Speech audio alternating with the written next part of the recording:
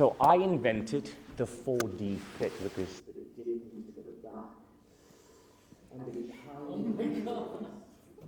the young Chinese boys are the ones who brought the planets to mind. I regret giving my consent. Beijing right here. Too much.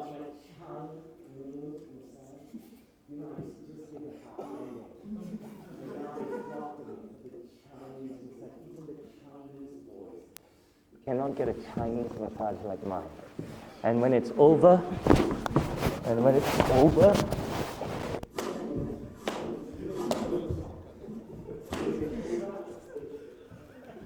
Chinese boy, are you happy?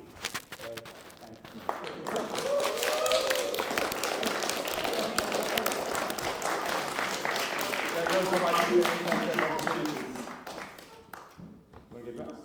I would love to get dressed. Thank you so much for that. So yeah, I don't know where it comes from. I've never had to think about it.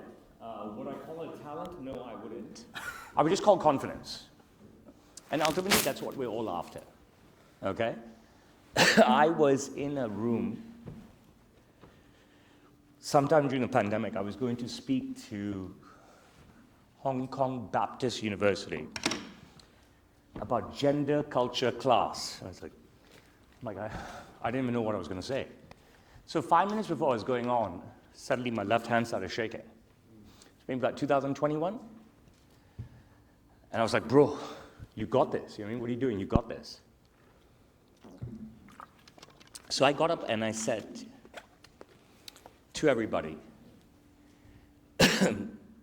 I'm just going to summate my whole 1.5 hour lecture, that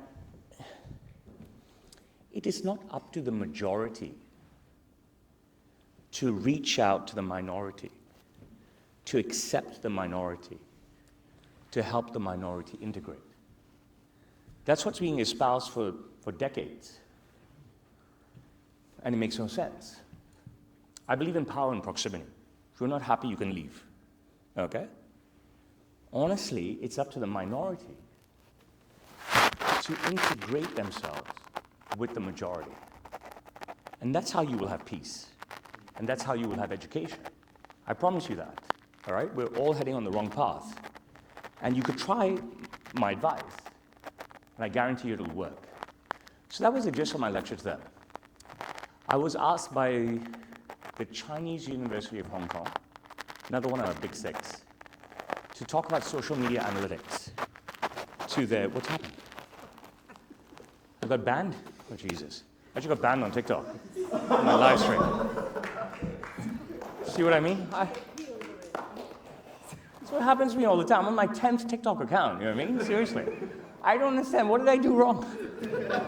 You see my journey? You know what I mean? How many times have I just got banned? There goes another TikTok. What's consent? I mean, this is what I mean. I don't understand. I mean, this is just ridiculous. You know what I mean? I grew my first TikTok account, I mean, literally, in a few months to 1.8 million followers. Like, everything I say is out there, it's documented, right? You can watch my entire journey. By all means, call me out. Call me out first, and then scroll back and eat shit. Do you understand what I'm saying? Because I put everything out there. I believe in being truly transparent because I need people to trust me. Go and sit there. I need people to trust me, right? Because I need people to invest in me. And the only way for that to happen, because I don't sell a physical product, so my belief is if I make myself completely transparent, you see the guy, you see the husband, you see the father, you see the guy working for the Chinese Communist Party, et cetera, you'll invest in the guy, you know what I mean? Hopefully.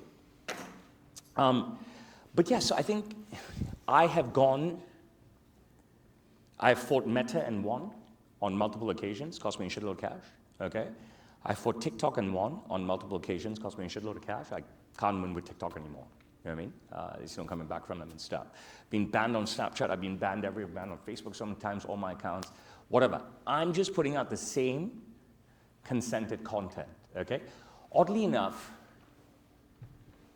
it was either 2019 Christmas or 2020 Christmas Day, and I decided to live stream opening up the presents. So there's me and Rian opening up Christmas presents, and I get banned for some child bullshit. I'm like, Jesus, he's my son. I'm opening up Christmas presents. I mean, I am not allowed to put anything out there. Seriously, you see the disgusting stuff on social media, but I'm heavily targeted. I'm just saying this to you, right? I don't know. All I can tell you is that I've been banned from every platform. On many I've fought and come back, and then banned again, and then fought and come back, and on many I've had to just restart because I've hit a roadblock and stuff. But I don't know what AI they've got out there, all right? But you can see, I mean, this is the reason I keep getting banned and stuff. But I'm still relevant, right? And so, I know I've jumped topics, obviously. But I think in my last talk I was asked about how do I cope with being banned. My last talk was 8 days ago here in London at the Oriental Club. I said, honestly, so the moderator was like trying to trying to get out of me that it must be piercing to lose an account of 1.8 million followers, right? And I said, of course, initially it is piercing, okay? Initially it's piercing, but the pot at the end of the rainbow, right? The pot of gold, right? Is that no matter what I do, no matter what happens to me, my videos are viewed everywhere. Somehow or the other, every single day, I'm getting millions of views. So if you listen to my podcast called The Watchman's Hour, I'm not plugging it, but I think the Sunday before I left, or the Sunday before that, I was like, in that 1 week, in those 7 days, I had 9 different videos. Majority on Instagram, I think 1 only on TikTok, that rose another 1 million views. So there were 8 videos on Instagram that already were either 1 million something, 2 million something, 3 million something, 4 million something, 5 million something, that crossed that next million mark. And there's 1 video that I posted 2 days before on TikTok that got to 2.3 million views, okay? So it doesn't matter how many followers you are, okay? We're well beyond follower counts and all that nonsense that people try to study, to measure, right? How you measured on your success when it comes to social media? By how many people see you, how many people you touch, how many people recognize you, how many people come and touch, I didn't, just another part, sorry, I didn't mean that. You know, how many people come and see you to purchase your product? How many people come and just say hi to you? Like, my dad is so old school, right? He's just infuriated all day, so angry because there's people coming to the store, not wanting to buy anything, but just wanting to chat with me or take a photo with me, right? Like, he hates it that I'm this walking tourist attraction now, right? He just can't stand it. So before we got into this sudden ban, I was talking about, I went to the Chinese University of Hong Kong. My wife came with me. And they invited me to speak on social media analytics or social media metrics to their master's class and their PhD program. I don't know anything about this. I have a bachelor's degree. I have my bachelor's degree, I don't know how many years ago, 20 years ago or something, in garbage, I mean. I knew nothing about this. But it's the same thing with the Hong Kong Baptist University talk. I was not going to let this opportunity pass by, right? I said I'll figure out something. So I never make notes, but for this thing I made a couple of notes just to, you have to understand the audience. And there's nothing wrong with stereotypes, guys, okay? All right? There's nothing wrong with stereotypes because stereotypes are born long before us. And stereotypes are descriptions of people so the person you're talking to can quickly understand, all right?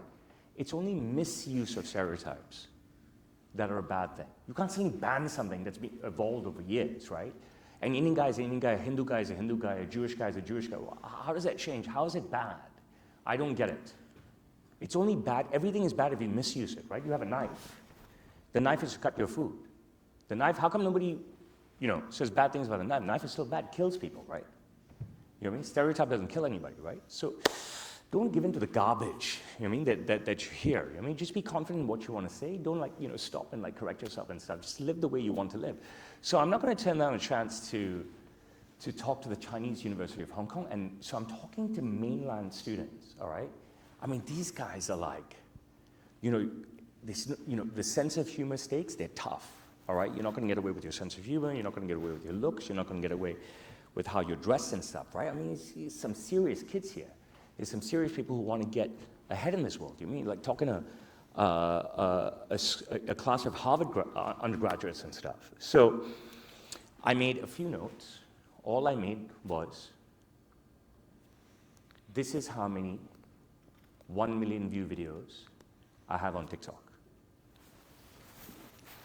There's 50 something, 1 million something views. How many 2 million something views? 3 million something views, 4 million something views, 5 million something views, 6 million something views, 7 million something views, 8 million something views, 10 million, 11, 12, 13, 14, 20, okay? And they get the gist of it. I've got on TikTok right now, before my 1.8 million account got banned, so this talk was about 2 years ago, I have 150 plus videos that have over 1 million views. Suddenly, I'm the guy with the PhD, all right? Then they sit up and listen. Okay, so that's a great introduction, all right? And then you can talk about whatever the hell you want. You try and get across any message you want. And my talk that day was about courage. And my talk that day was about being someone different. And my talk that day was about being Cristiano Ronaldo and being Taylor Swift. And that if you don't try to be Cristiano, and if you don't try to be Taylor, then what are you going to do? You're not going to get anywhere, right? You have to aim for a very, very high bar. You know you're not going to touch it, but that's irrelevant. So you just got to be confident in anything that you do. And that just basically describes my career. I couldn't fall asleep on Sunday night. I tell my children all the time, I tell my live stream chats all the time, that my kryptonite, my biggest weakness is sleep. You know what I mean? I always, I'll have a shitty night and then I'm dead the next day, and it happens to me so often, and I can't stand it.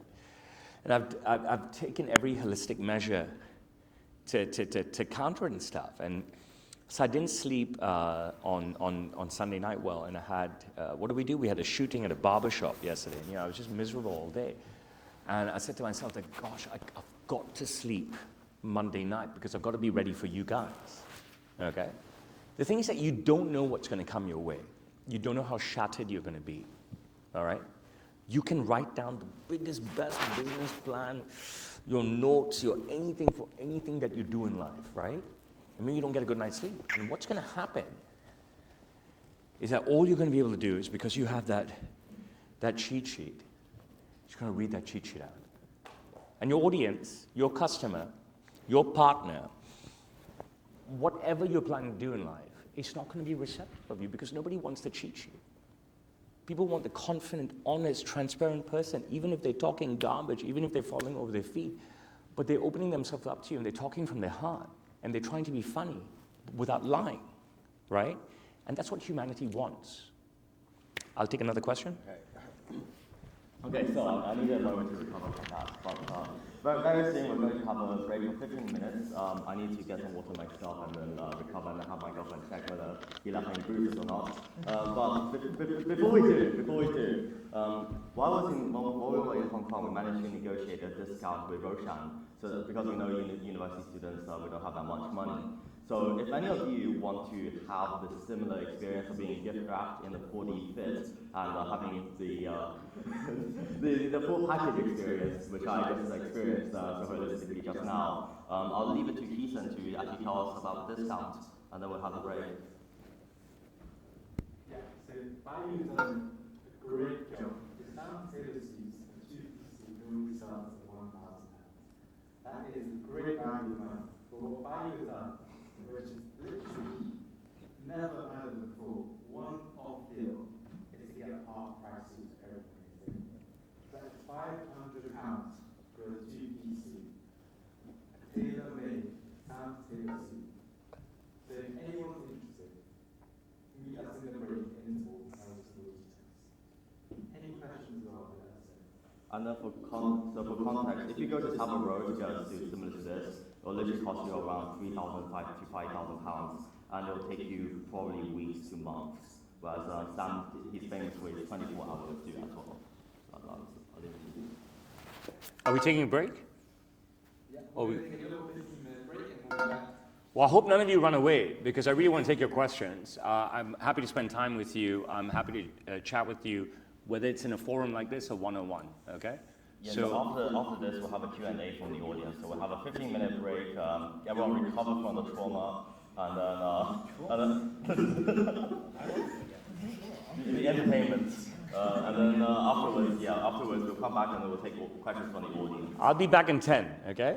And if you want to leave Restart the your line? seats, come to the front. And then if you want to get a suit Sorry? on, get yourself measured. Yeah. And then experience the full package, let's just say that. Honey, you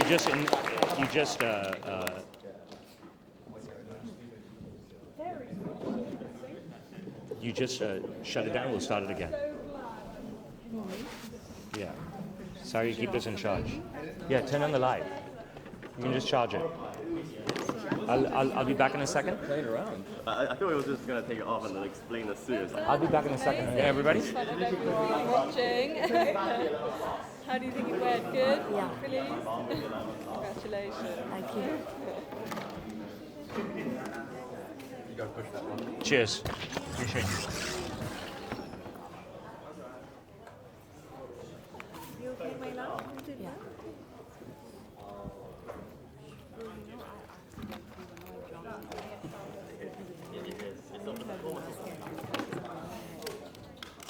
Working?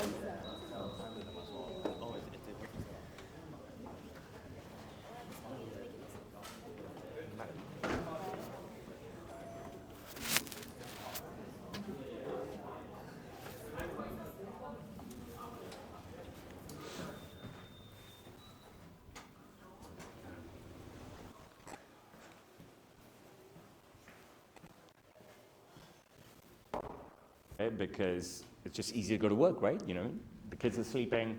What am I going to do? So I went to work, and my reward for going to work every single day over the pandemic, every single day for 3 years, I live streamed. All right, every single day I opened my store. My reward was becoming a global personality. All right, and I don't, I don't say that in a way that I'm showing off. I mean, I'm so humbled. You cannot understand how heartwarming it is. And I didn't realize any of this till I got to Kuala Lumpur. And I had random people coming up to me in the street, but it was still minimal. Then we had the rugby sevens, I think, was it the October before, maybe? I can't remember timelines. I think we had our rugby sevens, it couldn't have been, but sometime our rugby sevens is like the Super Bowl, okay? So I went to the stadium just for the Sunday. It's a 3-day event, and I walked in the center of the stadium, and we were going this way, right? It was me, Rian, my father, okay? 3 generations, and I just got mobbed, and I couldn't believe it. And it was from people all over the world, because this is an annual event that was canceled throughout the pandemic and stuff, and I just got mobbed by everybody. But I still, none of it had sunk in, right? None of it had sunk in until I got to Tokyo, and I got off the plane, and I was wearing a baseball cap, and generally before every trip, I didn't do it this trip, generally before every trip I shave, okay? So I shave the day before the trip or the morning of the trip, and I come clean shaven to any city I go to. Otherwise, if you see in all my videos, mostly I'm rocking a beard. And somebody in the immigration line recognized me and asked me for a photo. 2 American girls recognized me in the baggage carousel. And then I was staying at the Peninsula, and this Korean kid, he grabbed me, and he said, "Oh my God, Sam Taylor, blah, blah, blah." And ironically, he was attending NYU. So he tagged Peninsula Hotel, Tokyo, on his stories. I reposted, and then for 7 straight mornings at the Peninsula, I had a fan fest at the hotel. And then 7 straight mornings in Osaka, I had a fan fest in the hotel. And 10 straight mornings in Dubai, I had a fan fest at the hotel. Now, whether they're 3 or 4 people or 10 to 20 people coming every day, till today, I don't understand why and how. I really don't. Because obviously, I look at myself in the mirror every day, right? I know my whole life, right? I know my upbringing and so forth. And I'm not Cristiano Ronaldo, you know what I mean? I'm not scoring goals at the World Cup and stuff. So I don't know what it is, but it is just, it's a journey that has no answer yet for me, and it's wonderful. And you still haven't gotten to the end of it. You know, when you're watching a series on Netflix, you're like, oh my God, it tells you 2 more episodes left, 1 more episode left, and then there's the cliffhanger at the end of the season. You're like, when's the next season coming out? I haven't hit that end of the first season. So I don't know when I'll come back to England, all right? But I am so grateful to all of you for coming out today, all right? I'm happy to open myself up to you completely, no pun intended. So is my family, including my wife and my daughters. If you have a question, please ask me. There's no need to be shy. I've already explained to you that there's no point in being shy in this world, and especially not in this room. So would anybody like to talk with me? Yes, so now we have audience questions and answers. If you put your hand up, Ethan will just come over. Go ahead. First of all, I just want to say thank you so much for being here, and just some admiration on my end. I really like how you're able to mix authenticity with having such a big platform. And that is what my question is about. It's about these three things, essentially. So how do you mix the contradiction of being authentic while at the same time, and we were talking about this earlier, pushing through the status quo and dealing with a high volume of people, because those things are contradictory. And in my life, and I guess this, my question is fundamentally personal, obviously it's not the same scale as you as a global personality, but sometimes I feel like when I'm my authentic self, and I'm a little, I feel like that most people don't understand, and I have to sort of hide who I am. So how do I remain authentic to who I am, whilst at the same time trying to climb the status quo without losing what makes me me, essentially? Okay, so it's a very easy answer. First of all, you'll never lose who you are, okay? It's impossible, okay? Nobody can lose how they are, no matter how many society-induced layers they wrap themselves in, okay? How do you be yourself and still climb? You be vulnerable, you be honest, you be Rocky Balboa, okay? That's the easy answer, okay? Let's look at Sylvester Stallone, right? Forget about me, all right? He could have sold Rocky for like $500,000. He said, forget it. He made that movie himself. He was himself. He played himself. He was just himself. The most vulnerable, silly sort of character that we had never, ever, ever seen. And it was a major hit. All right? I think he won an Oscar. I think he won Best Picture or something. It's a very simplistic answer I'm trying to give you, but I'm trying to give you something that's tangible that you can latch onto. The problem is that you would have heard it all before from somebody else or from any other source. Unless you have an amazing script, okay, that you can adhere to, all right, you're always going to end up getting caught out, all right? If you're going to stick to the script, you're going to hit a wall, unless you're just absolutely brilliant. And some people are, but they're very, very, very few, okay? In one of the lectures that I gave at Chinese University of Hong Kong, right, and I told you earlier that there's two parts to this thing I'm talking about. So say there's a girl singing, right? Say she's 13 years old, okay, like Rian, or 14 years old like Sari, or 16 years old like Serena, okay, and she wants to sing. So she's singing, let's say she's doing a cover, and she puts out a YouTube video, and she gets 0 views, all right? Okay, no big deal, right? And the next video, she gets 6 views, and then she's happy because she got 6 views. And she does the next video, and she gets 0 views, okay?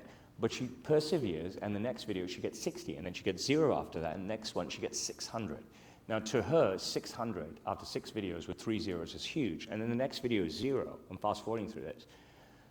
But on day 7, she comes back from church, and she sings her cover of something that she heard or sang in church, and she gets 6,000 views, okay? Now suddenly, for this girl, she could be in Kansas, where, you know, Superman is from, right? Or wherever. She's going to be like, wow, I just hit 6,000 views. What's going to happen underneath those 6,000 views? Tell me. What's going to happen under the 6,000 views? You're going to see 6,000 views and you're going to scroll down on your feed. What are you going to see? Comments. Comments. Who said that? Great stuff. What do the comments say? Some of them good, some of them bad. Mix something good, something bad. Next day is 0 views. Next day is 60,000 views. You scroll down below 60,000 views. What does she see? More comments. More comments. What are the comments saying? 9999999% of people cannot deal with the hate, and they retract. I cannot advise you on what to put out. I can only tell you this, what I started with. Unless you have an amazing script, that you can keep working on and using it to furnish content that you put out there, the only way to get off the ground, honesty and vulnerability. Okay? Everybody asks me for a secret. How do you become rich fast? How do you become successful fast? How do you go viral fast, right? It's grind. There's no such thing as a 4-day work week, 4-hour work week, work from home, dress down Friday. It's all bullshit. Okay? I'm telling you it is. Because everything in humanity, except for technology, goes like this. Okay? The only thing that has not done this is tech. Tech is the only thing that goes this way. Okay? Tech is the only thing that moves forward. All right? So, whatever you want to do, unless you have someone behind you like a K-pop band, you know what I'm saying? Like, you know, people writing the script, people putting you out there, this, that. If you want to make it on your own in anything, say you're an author, you're a filmmaker, you're a singer, you're a content creator, whatever it is, first and foremost, it's honesty and vulnerability. And that's it. Okay? No matter what you're going to be judged, no matter what the knives are going to be out, no matter what people are going to come after you, just gotta not listen to any of this stuff, you know what I mean? Of course it hurts. But if you give in to the hurt, if you give in to the pain, if you give in to the hate, you're stuck in the same position. Okay, I'll give you an anecdote, all right? Very simple one that you can apply to anything, all right? So, I land in New York in 1995, and I go to a club, all right? And pretend this is a glass with ice, right? No, I don't mean the glass with ice. It's very simple. You see a girl you like, okay? But you're scared to go talk to that girl. If you go talk to that girl and she rejects you, right? It's the same thing as if you did not go talk to that girl, right? If you go and you get rejected, maybe you feel like an asshole. But I'm telling you, you're the bigger asshole, the biggest asshole, the biggest fucking idiot if you didn't go talk to that girl. Because what the fuck can she say? She's going to tell you, fuck off, right? What did I say about practice? The more fuck-offs you get, okay, the law of probability, the law of life, is the more ass you're going to pull. And that's basically it. And that applies with everything. It's just simple concepts. Anthony Robbins will tell you this, Andrew Tate will tell you this. It's everywhere. You don't need to hear it from me, okay? You can text me anytime for some confidence. You can text me anytime for advice. And pretty much I'm going to just tell you the same thing. I don't know what your shit is about. And I don't know what you want to accomplish. But go out and fucking do it. Because nobody else is going to do it for you. So I started telling you earlier, and I didn't finish. I couldn't sleep on Sunday night. I couldn't fall asleep. So about 3 hours, I'm listening to this guy, Mark Goldbridge, then I'm listening to this transfer news garbage on Sky Sports and stuff, and they're shooting over to the women's final, and, you know, England are playing Spain, and I just want to go to sleep, all right? I can't fall asleep. My father has an MBE from Queen Elizabeth. In 2002, my father got a Medal of Honor from Tung Chee Hwa, from our first chief executive, post the return to China, okay? So you have a mayor here called Siddiqui, what's his name? Sadiq Khan. Sadiq Khan, right? Okay, so say you can call him our mayor. The title is chief executive, all right? In 2005, he got made a Justice of Peace by our second chief executive, Donald Tsang. In 2007, my father was knighted by the King of Belgium. Okay, I'm just going to do the major ones, all right? Forget all the other ones in between. In 2019, he got a Bronze Bohemia Star from Carrie Lam, our then chief executive.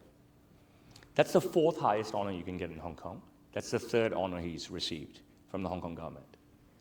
In 2021, I got a Justice of Peace from Carrie Lam. In 2023, he got an MBE from Queen Elizabeth.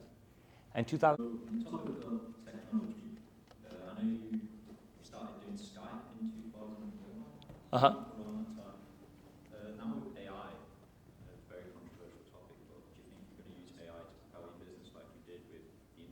No.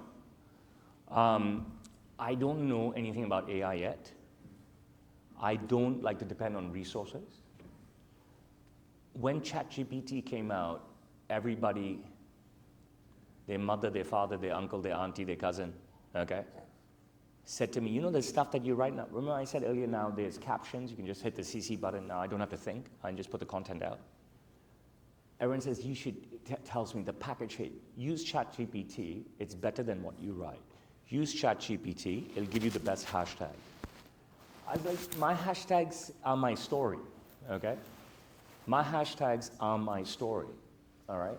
If it's about tailoring, and if it's bespoke tailoring, and if it's about a suit, and it's about Hong Kong, then it's hashtag all these things. And if it's about Rian, and it's about cricket, then it's hashtag all these things. And if it's about Saria, and she's dancing on stage, then it's hashtag all these things. If it's me with one of our chief executives, or it's me doing charity work, or it's my horse running, my horse winning, it's about karma, and it's about horse racing, it's about the Hong Kong Jockey Club. My hashtags tell my story, okay? My words tell my story. I don't need AI, and I don't want AI. I'm not there yet. I'm enjoying my journey so much that I don't need some sort of quick fix. I'm just not interested. Am I being naive? Yes. Of course I'm being naive. Am I being lazy? I don't know. I haven't thought about that yet. Do I want to try? No, not yet. You know what I mean? Because I'm really happy with what I'm doing. And it's been very successful for me, okay? Let's talk about AI in my business. Can AI help my business? Yes, on the back end, completely. But there's two problems. If I use AI on the front end, it negates everything I'm about, okay? People, you have to understand something. Even before I came along, the New York Times, the Los Angeles Times, the Washington Post, the Independent, the Times of London wrote articles. One did it one year, one did it the other year, one did it the other year. Fly to Hong Kong, stay at the Mandarin Oriental, buy a suit from Sam's Tailor, still cheaper than buying a suit on Savile Row, okay? And people flooded our shop based on reading these things, all right? That's before I came along. That's my father's time. So AI on the front end, whatever AI may be, is going to negate the reason people come to me, okay? So I'm in a very niche market. I understand my limitations. And as a business person, you must understand your limitations. That doesn't mean that you're purposely boxing yourself in, all right?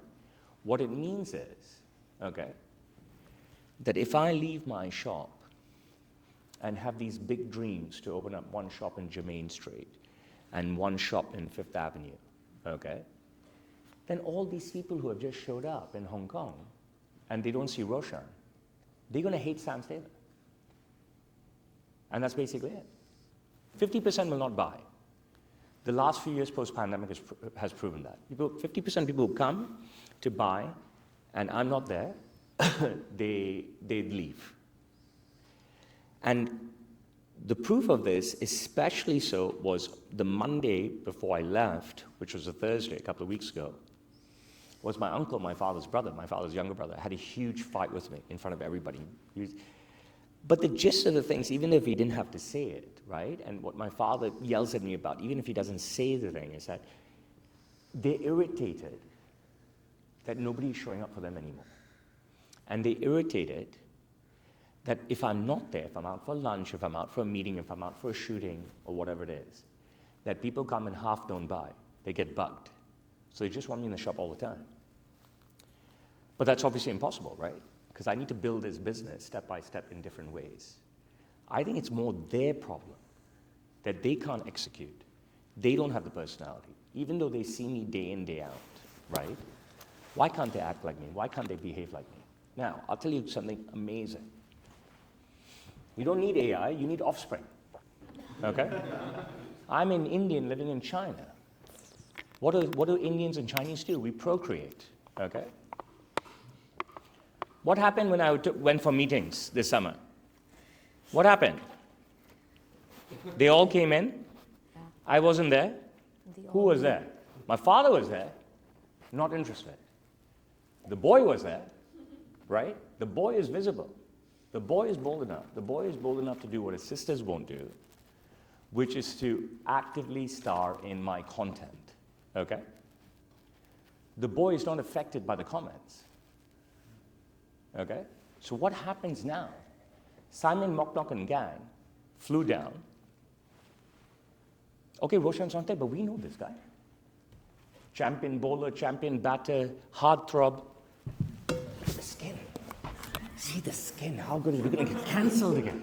Who doesn't want the skin, right? Look at the skin, right? Every ad, every model, every commercial, every cream, go to Boots, go to Selfridges, go to Harrods. He's got the skin, right? Look at the guy. Who's not going to buy, right? Okay? Look, I'm giving you a very simplistic answer, but it's a genuine answer. Now let's go to the back office. Let's go to the back side of things, all right? Who are my workers? They're not young Chinese boys. They're not young boys. They're not young. They're old Chinese men who you have to beat to get them to work. You know what I mean? Everybody wants a suit fast. You know what I mean? I got to motivate them, you know what I mean, in my own way. You know what I mean? It's so hard. It has been such a hard journey, you know, telling them to change things, gauntlet cuff, functional buttons, overlapping buttons, lining, half lining, all this stuff, right? To buy into my journey, because I'm useless, I'm nothing without the product, right? I cannot sit and make one suit for 36 hours and then not run my business, right? Then what, I just did one customer, I do one customer every 2 days, it's impossible, right? I need people to work for me. There's nobody growing up wanting to be a tailor, is one thing. Actually, there are a lot of people who growing up who want to be a tailor. But the problem right now with young people, okay, and I don't mean any offense or disrespect, I'm trying to give you a reality of what I see. For 20 years, I've been interviewing young people for the front office and the back office. More than 20 years. They want to work only Monday to Friday. They want Christmas Day off, Easter weekend off, all these holidays. It doesn't work that way. Not on this grind. You don't know who's coming, when they're coming, whatever. David Beckham came to Hong Kong. I was contracted by Inter Miami. I cannot reveal much details about this. I did not work with the team, I worked with the organization. But I need to produce. How many suits was it? You came with me, 7 suits? 11 suits that first day? 9 suits, whatever it was, right? Fast. Fast. I need to grab somebody physically. And another person, and another person, and another person, and another person, another person, throw them in the bloody room and say, work. And whatever your plan was, your mother's birthday, your father's birthday, your daughter's birthday, I don't care. This is bloody Inter Miami. Do you understand what I'm saying? Inter Miami can choose anybody. They've just landed in Hong Kong. They've chosen me. I don't give a F. You understand what I'm saying? Russell Crowe came to Hong Kong. 2016. We were flying back from Singapore. Okay? So he was early, I wasn't late. All right? You can look at my website. It's me wearing this camo t-shirt with Russell Crowe measuring it. He came to the shop. He didn't see me. He got pissed. All right? But he was early. I was not late. He didn't want anything to do with my father. The more my father tried, now my father's amazing, okay? I'm just telling you my story, okay? I'm not dissing my dad. My dad is a rock star and stuff. If you want to talk about my dad, it's a completely different topic. We're talking about me right now. So he doesn't want anything to do with my father or my staff, and the more they try to be nice to them, the more angry he gets, all right? So he calls his handler, which is a guy called Sir David Tang, all right, who is now passed. If you Google Sir David Tang, you will understand that there's so much truth to this story. And so Sir David says, where the F are you this at? I said, look, he's early. He said, get the F out of wherever you are and get there. Okay, so I got out of my car, with a big black Mercedes there, and I literally ran to the store. So my father's pissed at me. I said, again, no reason to be pissed. He's early, I'm not late. So Russell Crowe has found a stool in the rubbish bin, and he's sitting in the middle of Granville Road, traffic coming, eating Starbucks sandwich and sipping something on Starbucks. And apparently every one of my staff members that went out to Granville Road, he told them to F off. So when I got there, he yelled at me. But at the end of our meeting, he warmed to me. He needed 7 suits and 7 shirts in 24 hours for his television gigs across Asia. You know how you go from city to city and you talk about your new movie, right? How you see on Jimmy Kimmel, Jimmy Fallon, right? They're plugging their movie, David Letterman, et cetera, et cetera. So he was doing that. And he needed 7 suits in 24 hours. The next day at the Mandarin Oriental, he had his 7 suits, he had his 7 shirts, courtesy of Roshan, and he loved me, he gave me a Rabbitoire's hat. He's just loving me. I mean, he's hugging me, he's loving me. So much love from Russell Crowe. I mean, this guy's the gladiator, right? But I couldn't have done it, okay, if I didn't have the ability, the word I'm looking for is like, I feel bad, right? Yelling at people, obviously. I feel bad pushing people.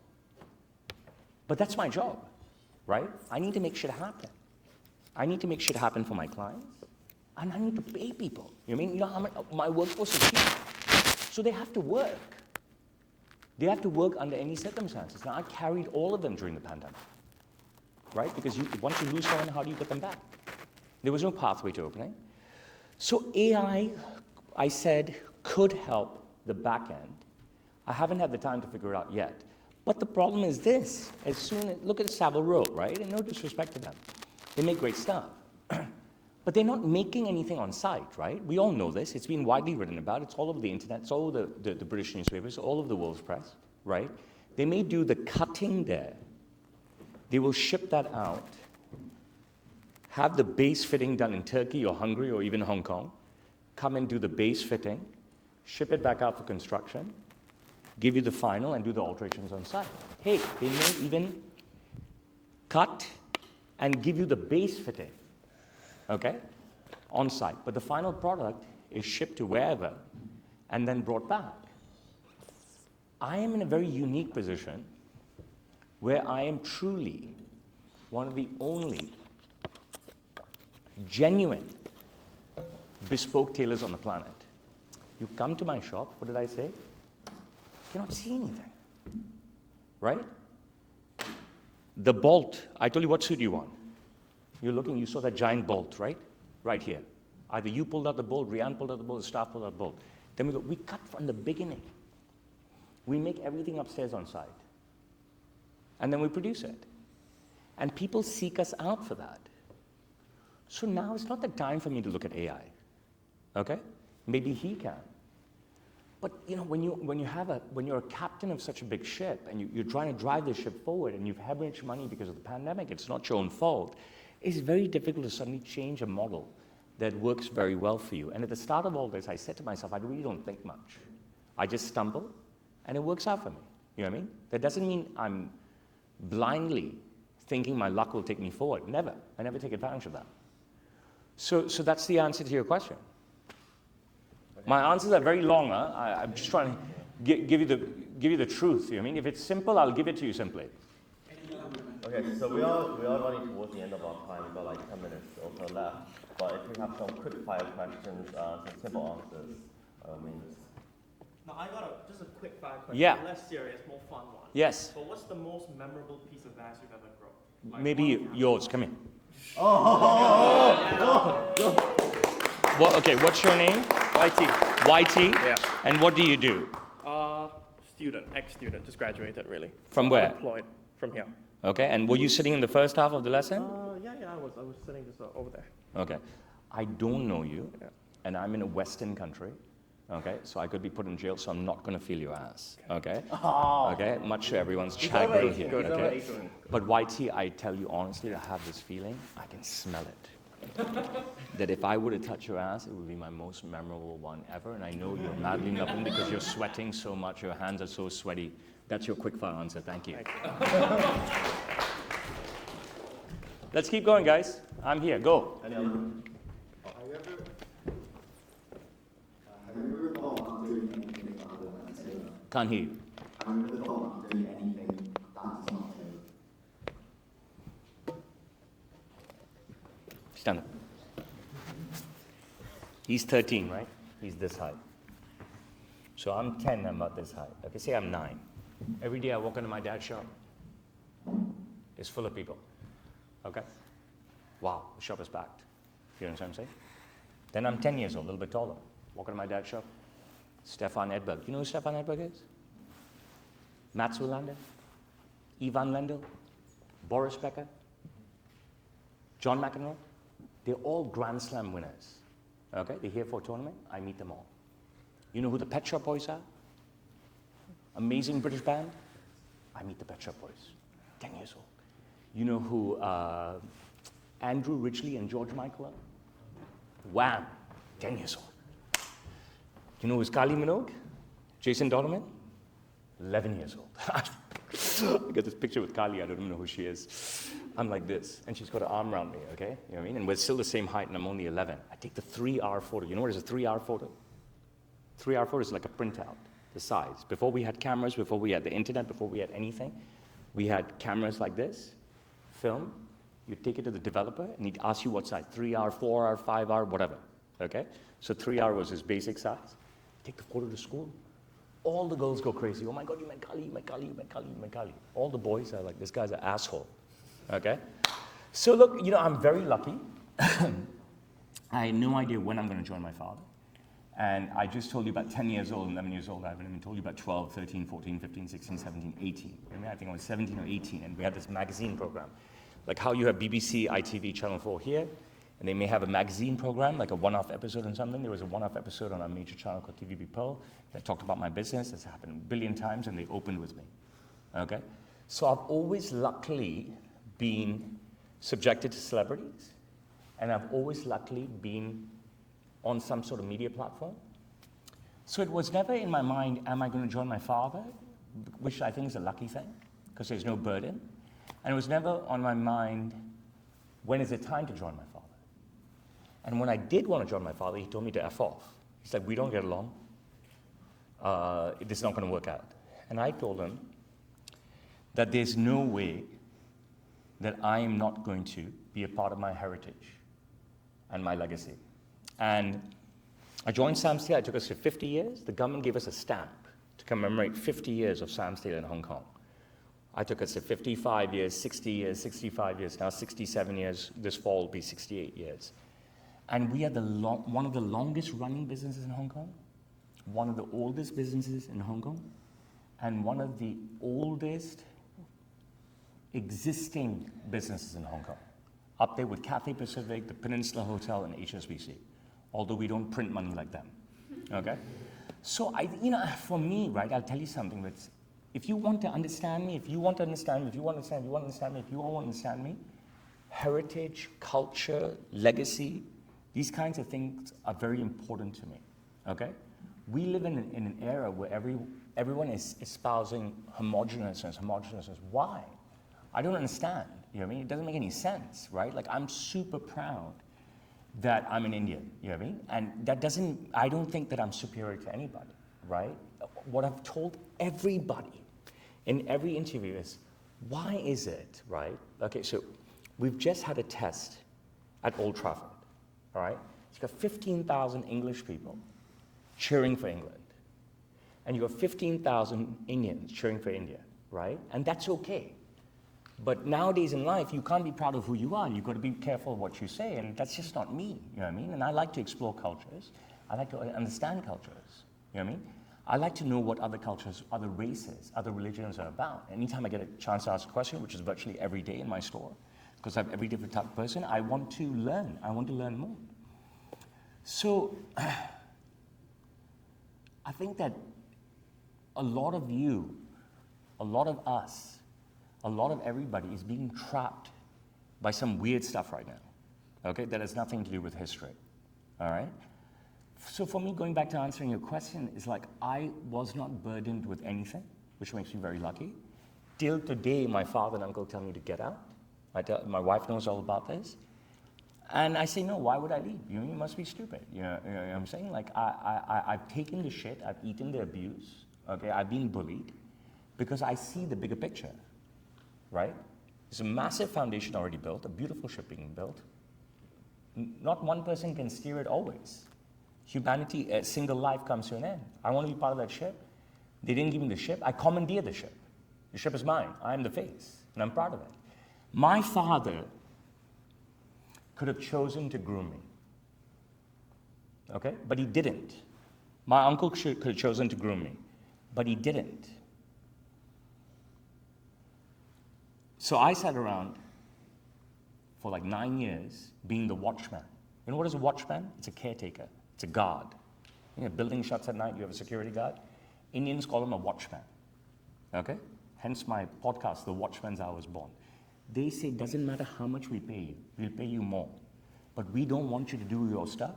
We want you to sit here so we can go for lunch, we can go to Vienna, we can go to this ball, we can go to London, we can do whatever. You sit like the watchman in the shop. The shop will die.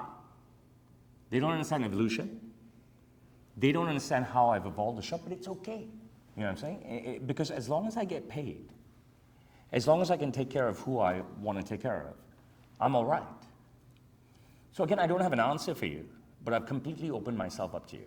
And I don't groom my son. The Western world has turned the word grooming into a very ugly word. It doesn't make any sense. You know what I mean? I don't know why. The word grooming has existed for centuries, okay? You groom your children, okay? But now grooming your children is a bad thing. You get banned. I'm going to ban right now again. Okay? It's the truth. I don't know what you guys are doing here. You know what I'm saying? You're taking good things. You know what I mean? What about the knife? What about the knife that's stabbing people? You know what I mean? What's Sadiq Khan doing with all this knife? They're banning me. You know what I mean? But I don't groom my son, right? I've always said as a father, as a husband, as a leader, when I say leader as a boss, but a leader in my community, okay, that you just set an example. And if people want to follow it, great. And if people come to you for advice, I'll tell them. I'll give them the advice. But I'm not gonna push anything on this guy. I'm not gonna burden him with anything, because I was never burdened. So he's got to find his own answer.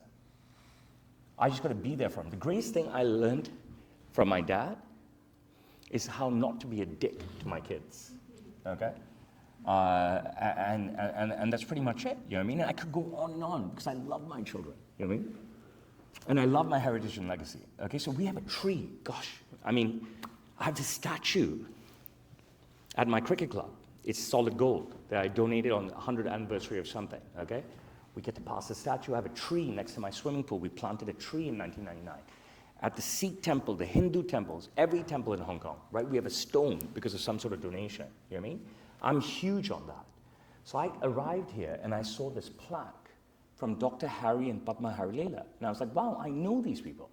I grew up knowing them. They live in Hong Kong. So this kind of shit's important to me, and I was lucky I wasn't burdened with it. But when the time was right for me, I just immersed myself in it. I think we have time for one last question, final question, and then Sit down, Ria. and then we'll call it there.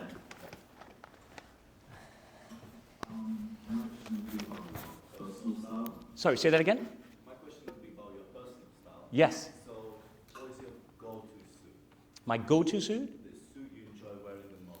The only go-to thing I have is my wife. Okay? So in everything in life, shit, I can't give you short answers. I'm not that type of guy, right? So you have to build a foundation. And why I am super successful, one of the reasons I'm super successful when working with people, right, is when they want a pink double-breasted suit, okay, I'm the one to tell them whether it's the right time or not. When they want a double-breasted suit, I'm the one to tell them whether it's the right time or not. When they want a beige suit, I'm the one who's openly going to tell them whether it's the right time or not. I'm extremely curt and extremely to the point to all my clients, okay? Because they are retaining me, okay? They don't have to listen to what I have to say, okay? But they have retained me to take them on a journey, okay? I have a lawyer. He's been my lawyer since the year 2000. If I have a problem, I forward him the problem. When you have a problem, you feel like shit. You know, you got this fucking problem. You feel like dirt inside, okay? Get the best fucking lawyer there is. Tell him, take care of my problem. Bill me when you're done. Okay? The lawyer takes care of the problem, he sends you the bill, you fucking pay the bill. You don't think about the problem's gone. That's the reality of life. I have no go-to suit. It's impossible. I help people build a foundation. I call it a pyramid. And it's up to them, when they're ready, to add to the next line of the pyramid, to add to the next line of the pyramid. It's up to them whether they want the pyramid base very wide, so you have a giant one like in Egypt, or a little toy one. You know what I mean? You have your blue, black, gray, now you want your pink, okay? So I have no go-to suit, but my son Rian will tell you that there's one suit I have, which is a light blue Vitale Barberis, which is the world's oldest fabric maker, with a white chalk stripe, okay? I usually use that suit when I know I'm going to be on TV or I know I'm going to be photographed because it looks so good on TV and it looks so good in photos in magazines and in the newspaper. So that is the only suit I'd probably choose for a specific occasion, okay? If I have a wedding, a cocktail, a funeral, I have so many dark suits, right? It's easy. I'm sorry I couldn't give you a better answer, okay? I'm going to add to this. If you don't have a suit, okay, don't listen to anybody else. Listen to me. Your first suit should be a black suit, okay? Then your next choice is a dark gray or a dark blue, all right? And when you're done, instead of me talking about it now, send me a text. I'll tell you what to do next, after asking you where you are in your life. Cool? Excellent. I think that's it from us today. Thank you very much. My pleasure. Thank you guys so much. I'm grateful to you, all of you. Thank you.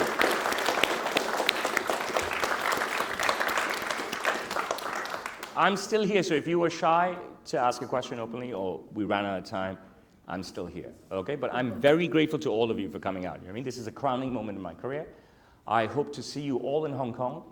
I know that I've proven that there's nobody like me that can make a suit virtually. I'm the original virtual tailor. We have a man here, sitting here, one of your brethren, who has seen my entire journey to building the virtual process. You started asking me about Skype, et cetera, this, that. I'm just going to very quickly add. Skype was invented in 2003. I started using 2004. I think next came FaceTime 2010 or 11. I started using FaceTime the year after.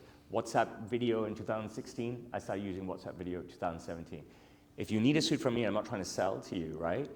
Don't think that the sea and the land, the 9,000 kilometers between us, is a boundary, okay? My live streaming and my ability to make the most incredible garments, we're talking about crazy shit, for people day after day for 3 years, okay, propelled me to becoming a global personality along with feeling up young Chinese boys. Okay, so I'm very grateful to you guys. Thank you so much, okay? God bless you. Got it? You see that? Photos and questions you want to come up to the front. And just again, anyone wants a suit and has to put their number down, come to the front. Just switch, turn it off like I taught you. Thank you very much for coming. Oh yeah, and also before you go, you should get a group photo as well, so the cabin people will be happy as well. So if you want to come take a group photo with everyone,